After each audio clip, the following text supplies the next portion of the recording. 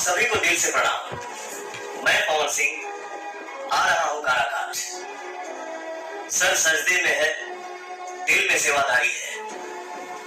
काराकाट लोकसभा की मिट्टी मुझे माँ जैसी प्यारी है। आपका आशीर्वाद, प्यार और दुलार मिले, बस इतनी सी चाहत हमारी है। काराकाट की देवतुल्य जनता को नमन करता हूँ।